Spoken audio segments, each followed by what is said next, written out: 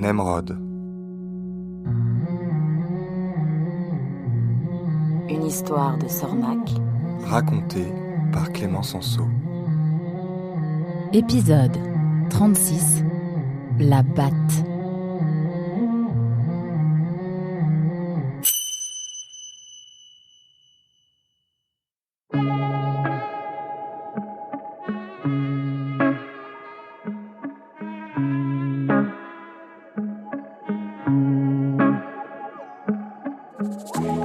La batte, la perle de la jungle. C'était donc ça. Un immense bidonville de planches et de tôles. Des rues bondées et poussiéreuses, des égouts à ciel ouvert. Et cette odeur, l'odeur des ordures chauffées au soleil. L'odeur obscène de la misère et de la maladie. À tous les coins de rue, des ménageries puantes et des échoppes miteuses. La chaleur qui vous accable et la poussière qui vous aveugle. La batte, capitale des bannis, paradis des parias, l'enfer sur terre. Nemrod ne cherchait même plus à cacher sa douleur. Il ne pouvait plus poser la patte par terre et devait maintenant s'aider d'une béquille pour avancer. Eunice avait dû faire ralentir le groupe pour l'attendre. C'était donc ici qu'il allait finir ses jours. Déchet parmi les déchets. Nemrod ne pouvait s'y résoudre. Quelque chose en lui refusait cette idée. Il finirait bien par s'échapper. Il avait déjà réussi à s'évader de la grande forêt. Il trouverait une solution, comme toujours.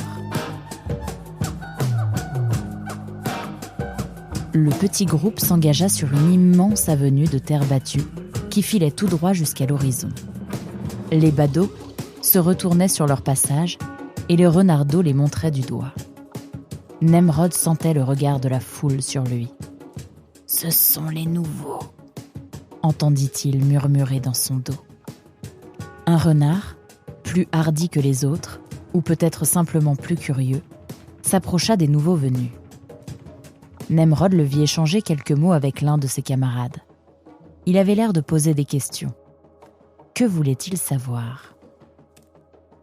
Au bout d'un quart d'heure, Nemrod et ses camarades arrivèrent au pied d'un bâtiment nettement plus grand que les autres. Construit en briques et décoré de frises de stuc, l'édifice détonnait dans ce décor de bois et de métal. Les murs étaient couverts de végétation et, à la place de ce qui devait être une grande rosace, il n'y avait plus qu'un trou béant que traversaient les rayons du soleil. Malgré les outrages du temps, l'édifice avait fière allure. « C'est la salle des fêtes ?»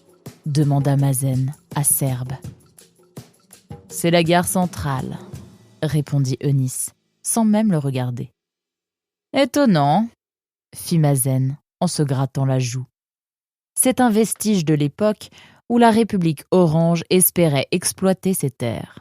Les renards de l'époque avaient construit un véritable réseau ferré pour pouvoir transporter les marchandises qu'ils espéraient tirer des terres brunes.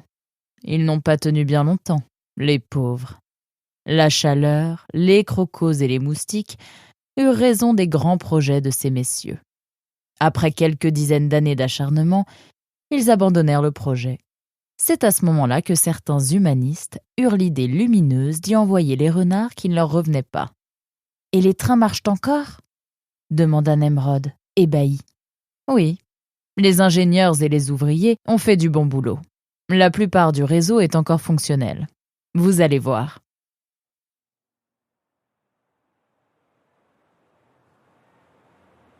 À la suite de Nice, les renards entrèrent dans le bâtiment. Ça grouillait de monde. En file indienne, les nouveaux arrivants durent jouer des coudes pour atteindre le quai. À la traîne avec sa béquille, Nemrod faillit perdre le groupe. Ils n'eurent pas à attendre le train bien longtemps. À peine arrivés sur le quai, une énorme locomotive joufflue leur passa sous la truffe pour s'arrêter quelques dizaines de mètres plus loin. Elle traînait un chapelet de gros wagons noirs, sans fenêtres. Sans fenêtres et sans toit. C'était comme de grosses caisses métalliques avec une porte de chaque côté. On sentait bien que ça n'avait pas été conçu pour le transport de passagers. Après avoir dû lutter pour entrer dans le wagon, il fallut encore attendre 2 heures, debout, à se faire brinque-baller dans tous les sens.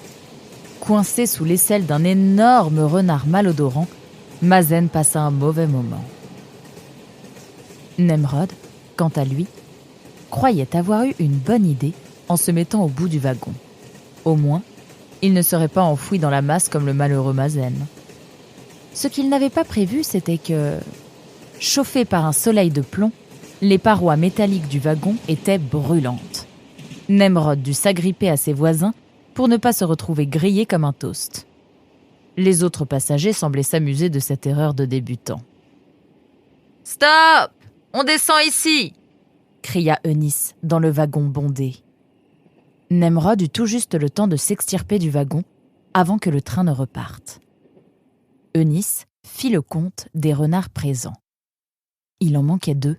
« Bon, j'espère qu'ils sont débrouillards, » dit-elle, en mettant son bâton de réglisse à la gueule. Appuyé sur l'épaule de Mazen, Nemrod parvint à s'extraire de la gare.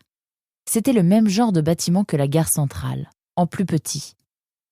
Sur ordre d'Eunice, Nemrod et ses camarades s'arrêtèrent sur un terrain vague, juste derrière la gare. Quelques vieilles locomotives rouillées croupissaient le long des barbelés. Les renardes à ma droite, les renards à ma gauche. Ok, super. Eunice se tourna vers les renardes. Comme le veut la coutume, vous passerez vos premiers mois au sein d'une maison. Chacune d'entre vous sera affectée à une renarde. En échange du gîte et du couvert, vous l'aiderez avec les renardeaux et les tâches ménagères. Elle vous expliquera comment ça se passe. Ça vous permettra de prendre vos marques. Épuisé et fiévreux, Nemrod s'était assis un peu plus loin. Affalé contre un mur de briques, protégé des rayons du soleil, il suivait la scène à distance. Les renards, quant à vous, il va falloir rejoindre votre claquemart. « Qu'est-ce que c'est que cette histoire de claquemart maintenant ?» demanda Mazen, au bout du rouleau. « C'est comme un grand dortoir avec des hamacs et... »« Ah oui, les dortoirs, entre potes. Non mais sérieusement, un claquemart. Mais on est où là ?»« Chez les bannis, ne vous déplaise, » répondit Eunice en esquissant une révérence. « Allez, sortez vos dés. »« Pourquoi ?» demanda Mazen. « Pour déterminer qui va où. »« Tu veux dire qu'on doit se séparer ?»« Oui, c'est ça. On va vous dispatcher dans différents claquemars. Après tout ce qu'on a vécu, après la croisière en fond de cale, la traversée du désert de sel, la descente du fleuve Vava, la longue marche dans la jungle, laisse-nous au moins rester ensemble. » Je sais que vous préféreriez rester ensemble. Mais ce n'est pas comme ça que ça se passe. Il faut vous intégrer maintenant. Ne vous inquiétez pas. Vous vous ferez rapidement de nouveaux amis. Rien de tel qu'un bon claquemart pour apprendre à se connaître. Mazen abandonna la lutte et fila voir Nemrod. « Tu as entendu cette sombre histoire de claquemart ?»« Oui, » répondit Nemrod, faiblement. « Moi, je reste avec toi. »« Tu peux toujours essayer. » L'un après l'autre, tous les renards tirèrent leurs dés. Il ne restait plus que Nemrod, qui était maintenant carrément allongé, son petit sac de toile en guise d'oreiller. Et Mazen, qui se débattait avec une vieille bâche et 2 tiges de métal. Eunice le remarqua. « Hé, toi, là !» Mazen détourna le regard et fit comme s'il n'avait rien entendu. « Hé, le petit gros !»« Je ne suis pas gros. Et je suis de taille moyenne. »« Ah, voilà, tu m'entends maintenant. Viens tirer ton dé. »« Je le ferai plus tard. Je ne peux pas laisser Nemrod dans cet état-là. Et de toute manière, vous avez besoin de moi pour le transporter chez votre docteur. Je suis en train de préparer un brancard. » Eunice leva les yeux au ciel et retourna auprès du groupe. Depuis son grabat, Nemrod regardait ses camarades se saluer entre eux. « On va se revoir. En contact. Vous allez me Rendez-vous dans un mois, ici même. » Chacun prit alors conscience de la force du lien qui s'était créé entre eux. Ils avaient traversé tant d'épreuves ensemble. Il y eut des pleurs et des embrassades, des grandes déclarations et des promesses pattes sur le cœur. Ils furent nombreux à venir saluer Nemrod personnellement. « Merci, Nemrod. Sans toi, je ne sais pas si nous y serions arrivés. » dit un renard aux larges épaules qui pourtant n'avait jamais manifesté la moindre sympathie pour Nemrod. « Oui, merci, Nemrod !» ajouta un petit renard chétif. « Soigne-toi bien !» Touché, Nemrod les salua de la patte. Aucun mot ne sortit de sa gueule. Terrassé par la fièvre et submergé par l'émotion, il savait que s'il essayait de parler, il fondrait en larmes sur le champ. Alors il se tut.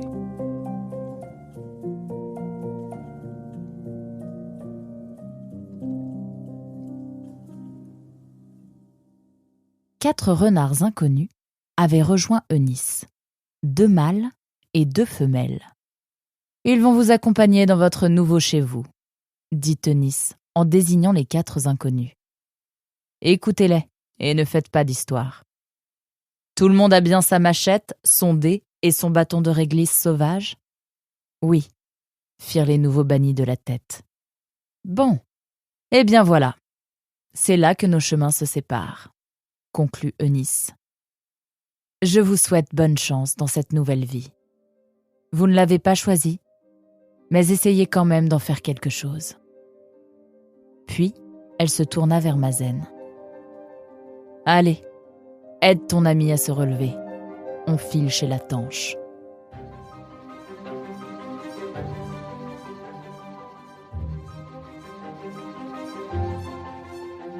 Vous aimez Nemrod ? Faites-le savoir en laissant une note et un commentaire sur votre plateforme de podcast préférée. On compte sur vous.